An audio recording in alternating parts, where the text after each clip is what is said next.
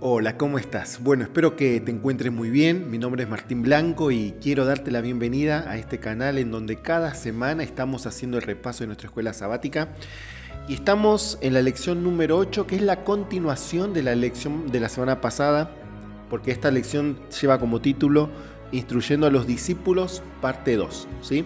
Así que la semana pasada estuvimos estudiando el capítulo 9 de San Marcos. Esta semana terminamos con el capítulo 10 y estuvimos viendo una serie de instrucciones que Jesús da a sus discípulos especialmente, ¿no? Donde habla sobre varios temas relacionados al servicio, a la relación que debe haber entre ellos con su prójimo y especialmente la relación entre ellos con Dios, ¿no? Así que bueno, una vez más Jesús anuncia su muerte en este capítulo y ya estamos viendo cómo Jesús empieza a recorrer ese tramo final de su ministerio. Así que bueno, casi que no hacemos esta escuela sabática. Esta semana, a pesar del frío que está haciendo acá, fue una semana bastante movida con muchas actividades, pero bueno, queríamos hacer el esfuerzo de poder dedicar estos minutitos a compartir la escuela sabática y bueno, a que ustedes, a pesar de que ya es medio tarde, que están recibiendo la escuela sabática medio tarde porque ya es día viernes, a mí me gusta hacer esto el día domingo, lunes, pero bueno, no se ha podido hacer antes. Espero que les sea de utilidad, ¿sí? Así que te invito a que te quedes hasta el final de este video, que puedas compartir también este video allí en tus redes sociales, que puedas también suscribirte al canal para que cada semana puedas recibir allí los resúmenes, ¿sí? Así que bueno, entonces vamos a comenzar. La primera historia que encontramos en el capítulo 10 tiene que ver con una enseñanza que Jesús deja bien en claro acerca del divorcio, bajo qué circunstancias es permitido el divorcio, ¿no? Hay toda una cuestión acá de trasfondo que tiene que ver con Herodes Antipas, donde los fariseos usaron esa situación para querer entrampar a Jesús, haciéndoles una pregunta si era lícito repudiar a la esposa o divorciarse, ¿no? Por ejemplo, ellos se acercan y le preguntaron a Jesús, estoy leyendo el capítulo 10 de San Marcos, versículo 2, dice, y algunos fariseos le preguntaron para poner la prueba si era permitido que un hombre se divorcie de su esposa. Entonces Jesús responde, ¿qué le mandó Moisés? Y ellos le dijeron, Moisés permitió escribir carta de divorcio y despedirla. Jesús replicó, por la dureza del corazón de ustedes les escribió este mandato. Pero desde el principio de la creación, Dios los hizo varón y mujer. Y luego dice, por eso el hombre dejará a su padre y a su madre y se unirá a su esposa, ¿no? Haciendo referencia a lo que dice allí en el libro de Génesis.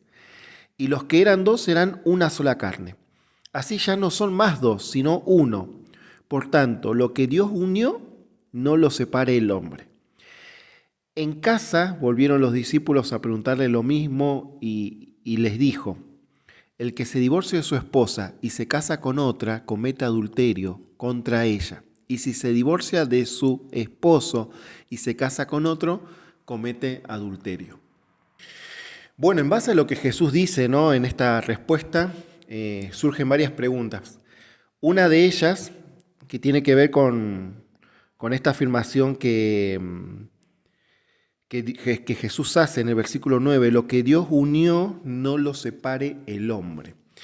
La pregunta es, cuando se forma una relación, cuando hay un matrimonio, ¿siempre los une Dios o no?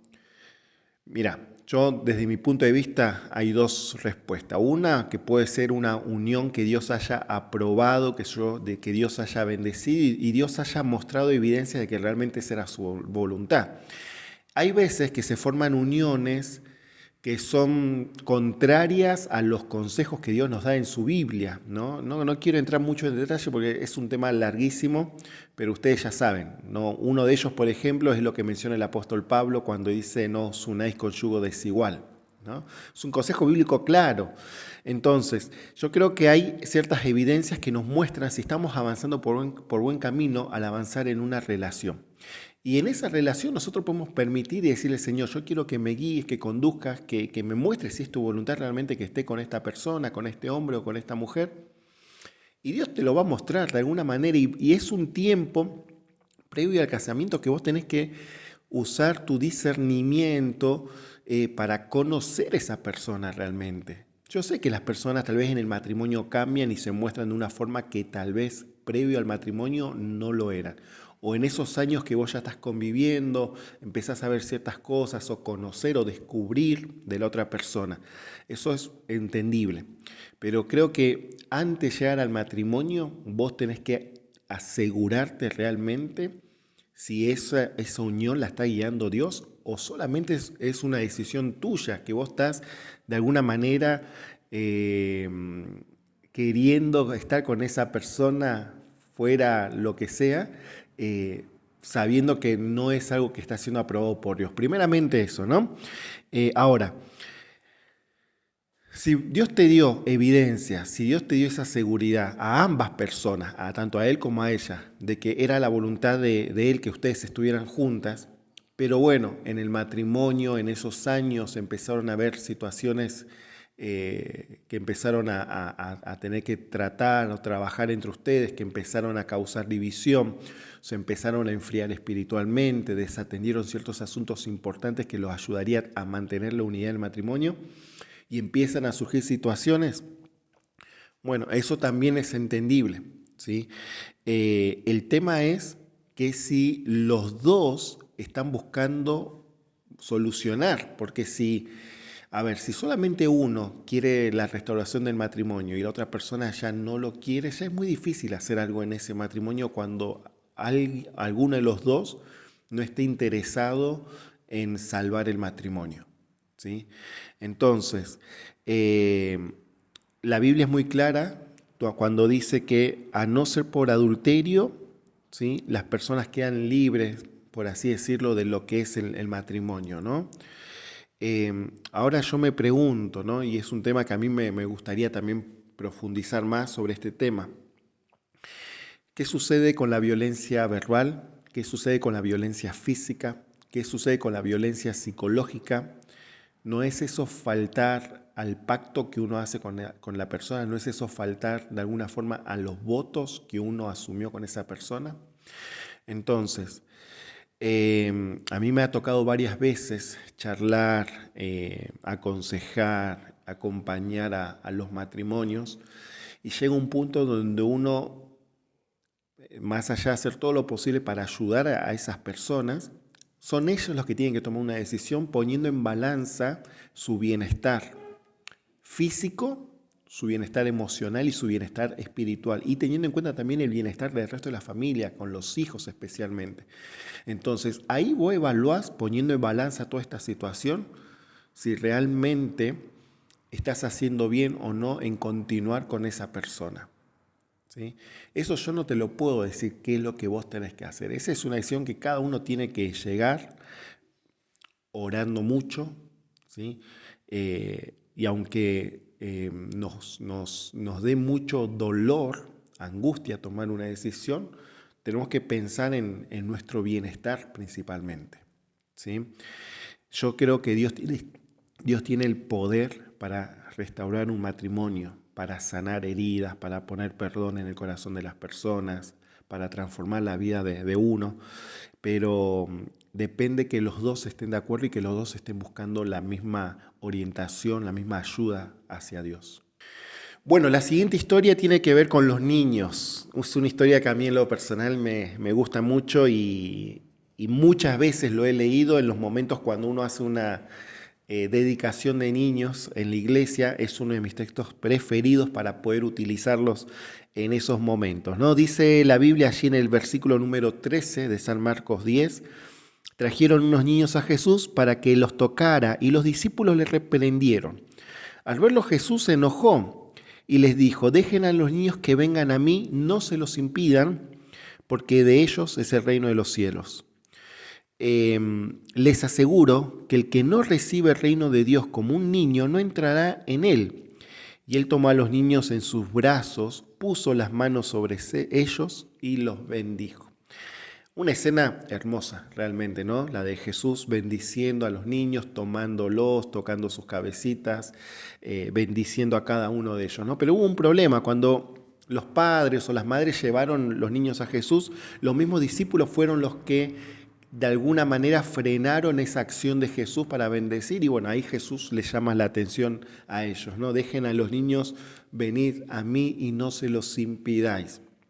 Los niños ya por naturaleza tienen una facilidad de ir a Jesús, una facilidad de buscar a Jesús.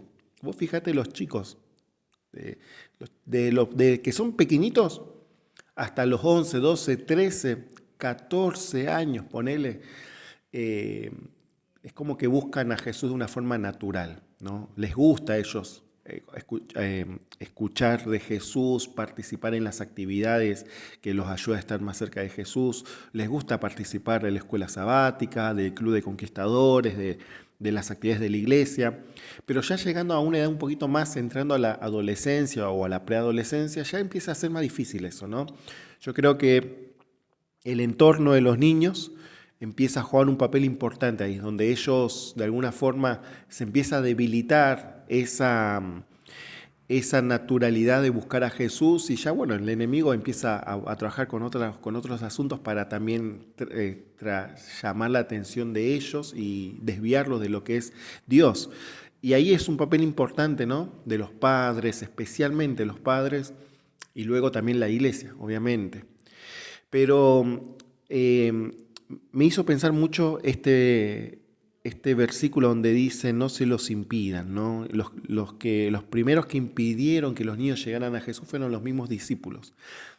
Puede ser que nosotros los adultos seamos los que estemos haciendo ese papel de impedir que los niños lleguen a Jesús.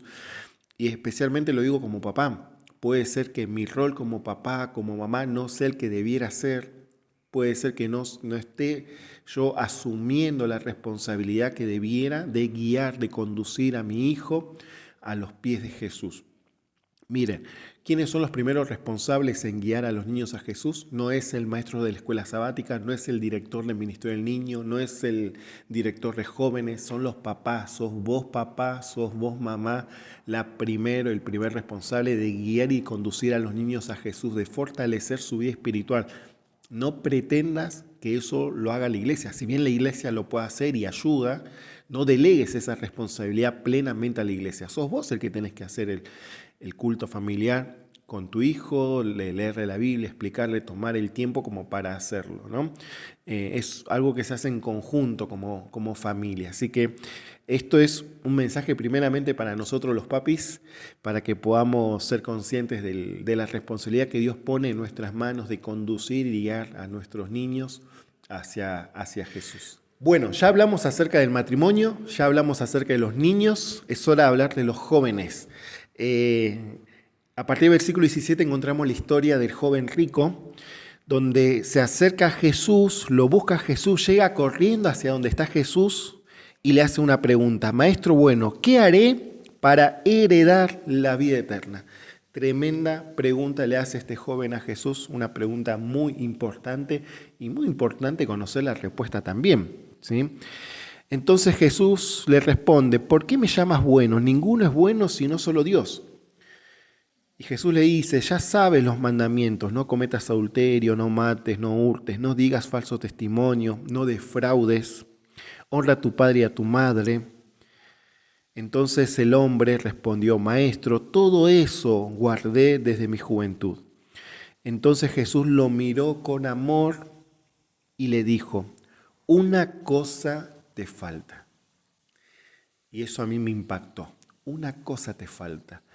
¿Qué pasaría si Jesús viniera en este momento y te diría: Martín, mira, te falta una sola cosa y ya está, ya lo alcanzaste, ya lo lograste? O sea, una sola cosa es lo que te separa únicamente de la vida eterna a la vida que estamos nosotros viviendo, a esta condenación a la muerte eterna, podríamos decir. Una sola cosa. O sea, si Jesús le dice a este hombre que una sola cosa, es porque todo lo demás ya lo tenía, todo lo demás ya lo había entendido, lo estaba practicando. Solamente una sola cosa era necesario que esta persona pudiera entender y practicar para tener justamente la vida eterna que estaba buscando. ¿De qué se trataba esa una sola cosa?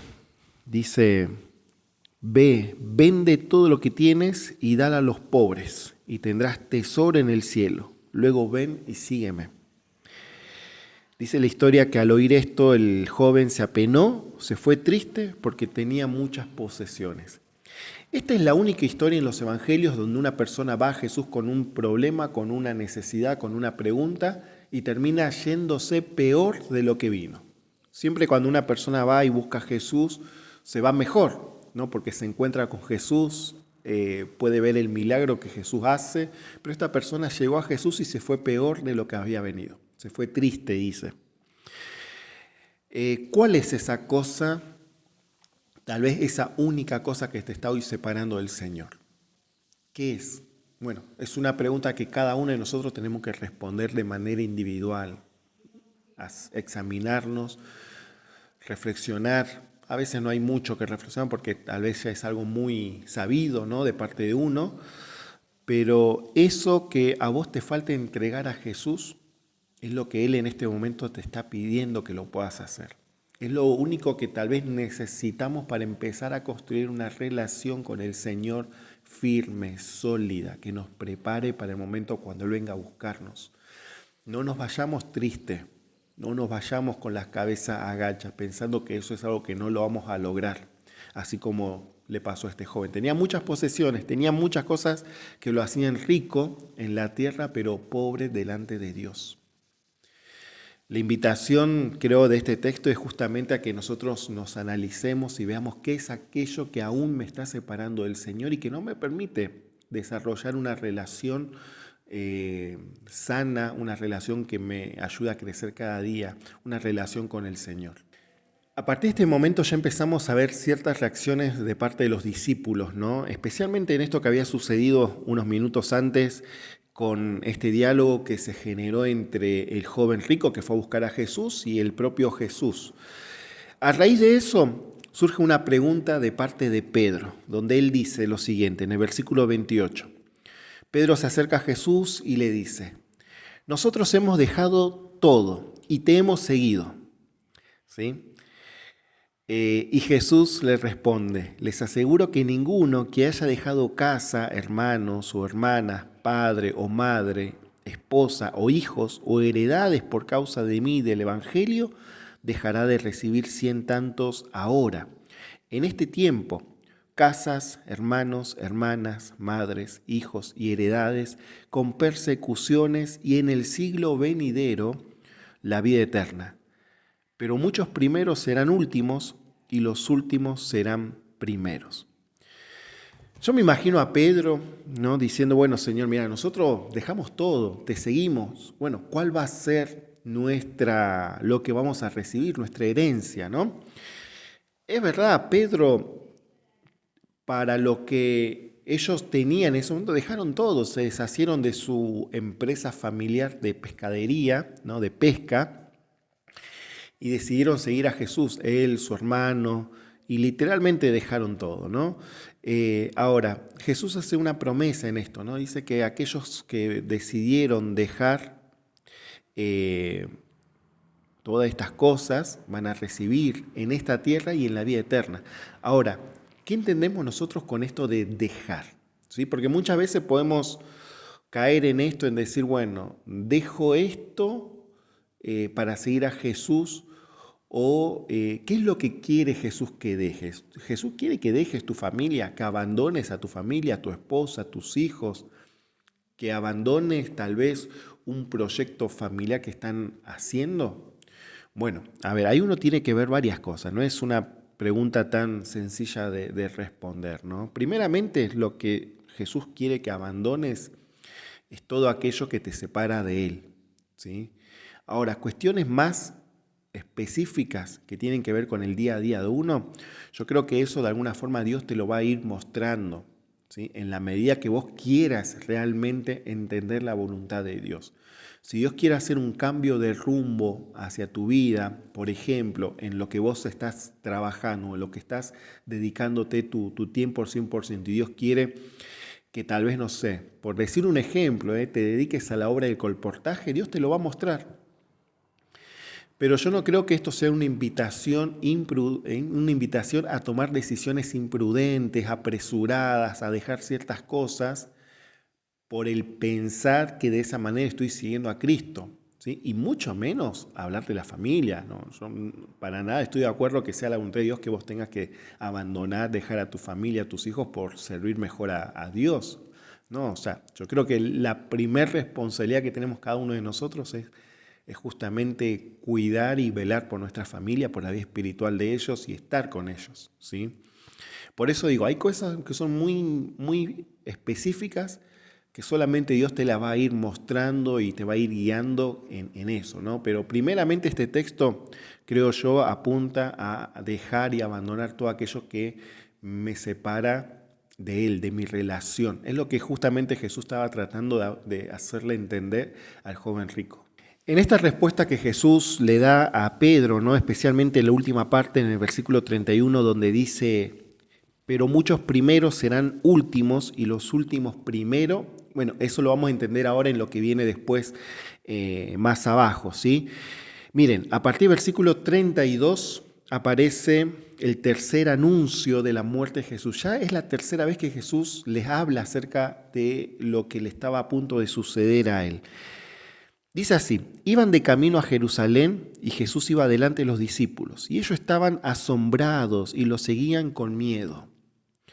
Entonces volvió a tomar a los 12 aparte y empezó a decirle las cosas que le iban a suceder. Y les dijo, miren que subimos a Jerusalén y el Hijo del Hombre será entregado a los principales sacerdotes, a los escribas, y los condenarán a muerte y los entregarán a los gentiles.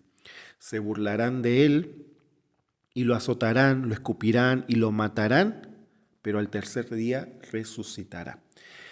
Ya es la tercera vez que Jesús les repite estas palabras y aún así ellos no estaban entendiendo realmente lo que Jesús le estaba diciendo, ¿no? Y eso nosotros podemos darnos cuenta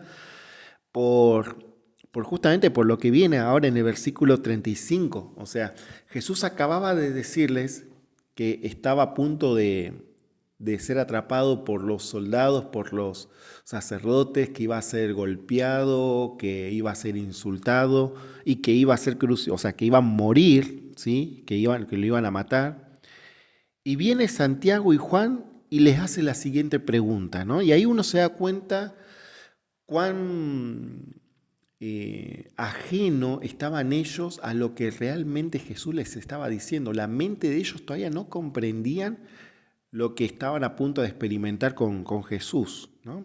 Se acerca Juan y Santiago en el versículo 35 y le hacen una pregunta a Jesús. Maestro, quisiéramos que nos concedas lo que vamos a pedirte, ¿sí?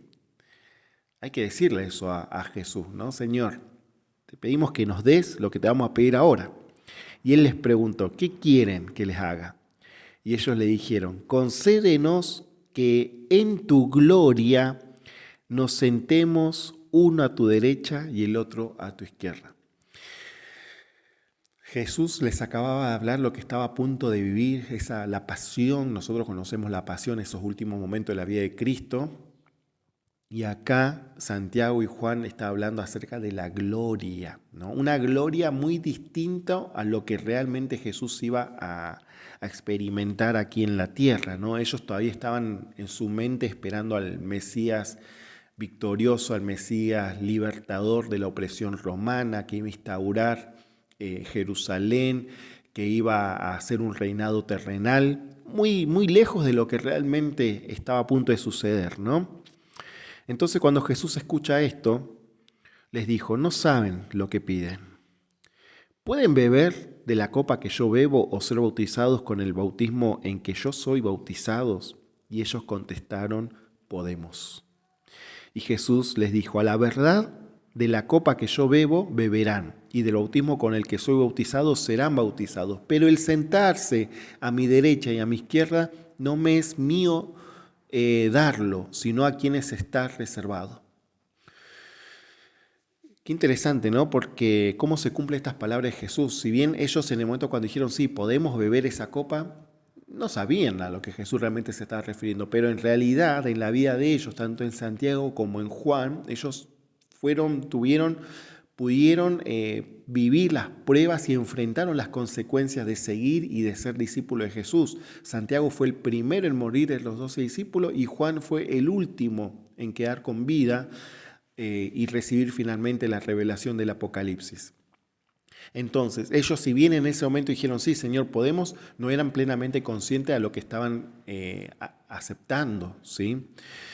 Obviamente que esto, dice el versículo 41, empezó a generar disconformidad de parte entre los demás discípulos.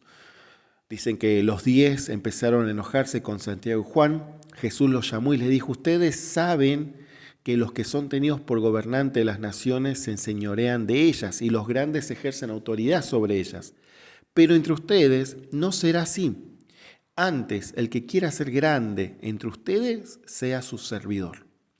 Y el que quiera ser el primero sea siervo de todos. Porque el Hijo del Hombre tampoco vino para ser servido, sino para servir y dar su vida en rescate por muchos. Y esto yo lo aplico a la iglesia. O sea, esto si bien se puede aplicar en todos en cada momento de nuestra vida, yo quiero hacer una aplicación en la iglesia, ¿no? Porque muchas veces en la iglesia vemos competencia, vemos rivalidad, vemos que siempre hay uno que quiere prevalecer sobre los demás, ¿no? Obviamente que en esto está muy metido lo que es el ego, el orgullo. Pero bueno, Jesús de alguna forma acá le está diciendo a los discípulos, si ustedes realmente quieren ser verdaderos, quieren estar, como quien dice, en las primeras filas, tienen que ser los servidores de los demás. Jesús no vino para ser servido, sino que vino para servir. Y ese mismo ejemplo o esa misma actitud Jesús es la que espera de cada uno de nosotros que decimos que somos los discípulos de Jesús. Entonces debemos estar dispuestos a convertirnos en servidores de los demás y no esperar a ser servidos. Bueno, ya estamos en la última parte de nuestra escuela sabática, la última historia, el último paréntesis, podríamos decir, de lo que fueron estas 2 lecciones. ¿Sí? Habíamos comenzado la semana pasada con una curación de un ciego también que fue sanado por Jesús en 2 veces y ahora termina toda esta serie de instrucciones que Jesús da a sus discípulos cerrando con el milagro del ciego Bartimeo. Y es una historia muy interesante, ¿no? Comienza así, dice que llegaron a Jericó. Cuando Jesús y sus discípulos y una gran compañía salían de Jericó, el ciego Bartimeo, hijo de Timeo, estaba sentado junto al camino mendigando. Mira, primeramente lo que te quiero decir es que Bartimeo no es un nombre, era un apodo, una manera en que lo llamaban a esta persona. Nosotros no sabemos cómo lo llamaban a esta persona. Bartimeo literalmente significa en hebreo hijo de Timeo, ¿sí? Hijo de Timeo, o sea, aparentemente Timeo, que era el padre de esta persona, era una persona conocida porque Timeo significa honorable. Entonces, Bartimeo, si uno quiere hacer una traducción literal del nombre, es hijo del honorable. Ahora, ponete a pensar en esto. Cada vez que lo llamaban a Bartimeo, diciéndole Bartimeo, a mí me sonaba como, él se habrá sentido como que era una burla de parte de él, porque ¿qué tiene de honorable vivir la vida que llevaba Bartimeo? Una persona que no veía, una persona que estaba enferma, una persona que tenía necesidades, que necesitaba de la caridad humana para alimentarse. Entonces, ¿qué tiene de honorable una vida así? Bueno, muchas veces el enemigo se encarga también de que nosotros vivamos una vida en esas condiciones. Y no estoy hablando de necesidades materiales, sino más bien de cuestiones espirituales. El enemigo se encarga de quitarnos nuestra visión espiritual, de no hacernos ver las cosas realmente importantes, de que nos estemos conformando con migajas cuando Dios realmente quiere alimentarnos con un alimento sólido, que es su palabra, y nosotros estamos muriendo de hambre espiritualmente. En vez de estar en el camino, estamos al lado del camino, cerquita, pero al mismo tiempo lejos de lo que realmente debiéramos ser. Dice que este hombre, Bartimeo, empieza a escuchar que viene Jesús por el camino y empieza a exclamar: Jesús, hijo de David, ten compasión de mí. Y muchos le reprendieron para que callara. Pero él daba mayores voces: Hijo de David, ten compasión de mí. Entonces Jesús se detuvo y le dijo, llámenlo. Lo llamaron diciéndole, ten confianza, levántate, te llama. Él entonces arrojó su capa y se levantó y vino a Jesús. Y Jesús le preguntó, ¿qué quieres que te haga? El ciego respondió, Maestro, que recobre la vista. Y Jesús le dijo, puedes irte, tu fe te ha sanado. Y en el acto recobró la vista y siguió a Jesús por el camino. Es increíble la historia esta, ¿no? Me encantan los 3 actos que hace Jesús cuando este hombre lo busca, lo llama, ¿no? Dice Jesús deteniéndose. Dios en cada llamado, en cada necesidad de sus hijos, Dios se detiene. Mucha gente dice, no quiero molestar a Dios porque Dios tiene tantas ocupaciones, mirá si lo voy a estar molestando por lo que me pasa a mí. Pensamos que Dios está tan atareado, tan ocupado de las cosas de este mundo, que no tiene tiempo para sus hijos. Cuando la Biblia dice que Jesús, cuando escuchó el llamado y el clamor de Bartimeo, se detuvo. Jesús se detiene para atender tu situación, para atender tu necesidad. Lo segundo que hace Jesús es lo manda a llamar, utiliza a personas para que lo traigan a Jesús. Y Jesús puede utilizar a alguna persona de tu entorno, a alguien, a un familiar, un amigo, un hermano de iglesia, hasta un desconocido, para llevarte a Jesús. O tal vez Dios quiere que vos seas una de esas personas que traiga a alguien a Jesús. Y lo último que Jesús hace, le pregunta, ¿qué quieres que te haga? Y parece una pregunta un poco que está de más, ¿no? Porque si este hombre viene con su problema de que no podía ver, tal vez podría parecer obvio que quería recobrar la vista. Pero es importante la pregunta que Jesús hace, ¿no? Porque es una pregunta que cada uno de nosotros debemos responder. ¿Qué querés que Jesús haga en tu vida? ¿Qué querés que Jesús produzca en tu vida? A veces nosotros decimos, bueno, busco a Jesús, me relaciono con Jesús, necesito que Él transforme mi vida, pero tal vez la realidad no estamos tan convencidos de que Jesús nos cambie, de que Jesús nos transforme. Tal vez no tenemos la decisión tomada de que Jesús pueda transformar o hacer el milagro en nuestra vida. Por eso Jesús te pregunta, ¿realmente, Martín, querés recobrar la vista? ¿Realmente querés que haga algo en tu vida? Bueno, es una pregunta que vos y yo tenemos que responder. ¿Qué querés que Jesús haga en tu vida? Y en ese momento cuando Bartimeo le dice, quiero recobrar, quiero volver a ver. Evidentemente él veía antes de todo esto, había perdido su visión y le estaba pidiendo al Señor que necesitaba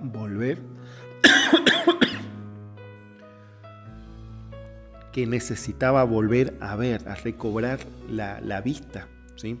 Ahora, esa misma respuesta es la que cada uno de nosotros debiéramos dar a Jesús. Si Jesús te preguntara, ¿qué querés que haga por vos? Bueno, Señor, quiero recobrar mi vista espiritual, quiero volver a ver.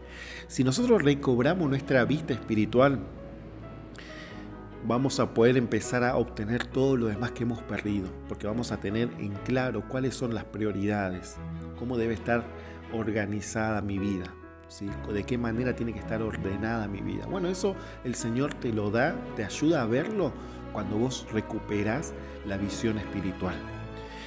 Entonces, una vez que este hombre recibe la vista, Jesús le dice, puedes irte, tu fe te ha sanado. Y en el acto recobró la vista y siguió a Jesús en el camino. Ya no estaba más a lo del camino, ya no era necesario que él estaba mendigando. Ahora él podía estar en el camino siguiendo a Jesús. Su vida tenía un sentido, su vida tenía un rumbo, una dirección. Y eso es lo que Jesús quiere hacer hoy en tu vida. Quiere darte una dirección, quiere darte un sentido para que vos sigas a Jesús en el camino. Ahora, el nombre Bartimeo sí tenía sentido en la vida de este hombre. Ahora sí él podía decir, yo soy hijo del honorable. Porque ahora él se daba cuenta que él era un hijo de Dios. Y no hay nada más lindo que ser hijo de Dios. No hay honor más grande que ser un hijo de Dios. Y ahora Bartimeo llevaba su nombre con orgullo sabiendo que él era el hijo del honorable. Que esta sea también nuestra experiencia, nuestra realidad, ¿sí? En cada uno de nosotros. Vamos a ser una oración, para que Dios nos ayude a que podamos también, que todas estas enseñanzas, estas instrucciones, se pueda también ver reflejada en nuestra vida. Querido Padre que estás en los cielos, queremos agradecerte mucho por este tiempo, por este momento que hemos compartido juntos. Ayúdanos, Señor, a aplicar todo esto que hemos estudiado para que podamos también, como discípulos tuyos, Señor, poder integrar todo esto en nuestro diario vivir y de esa manera prepararnos para cuando tú vengas a buscarnos. Te pido en forma muy especial que tú puedas bendecir a cada uno de los que están aquí conectados viendo este video, que tú bendiga a su familia, a sus vidas, Señor. Por eso nos ponemos en tus manos y oramos en el nombre de Jesús. Amén. Bueno, familia querida, nos vemos la semana que viene. Que Dios te bendiga mucho. Acordate de suscribirte al canal, de compartir este video y de dejar tu comentario. Nos vemos. Un abrazo grande. Chau, chau.